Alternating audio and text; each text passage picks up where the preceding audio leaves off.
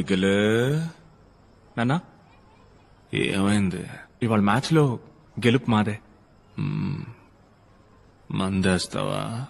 అయ్యో వద్దు నాన్న. యాస్తానని చెప్పుంటే. నా పేరు కాలాపాష అంటారు మీ. నా ఏరియా శివనగర్, పక్క రౌడీషీటర్ ఏరియా వరంగల్.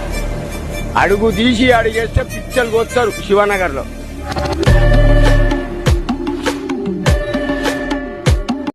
ఒక్కడివే వచ్చి నన్ను బెదిరిస్తున్నావా? ఎవడన్నాడ్రా నేనొక్కడనే వచ్చానని?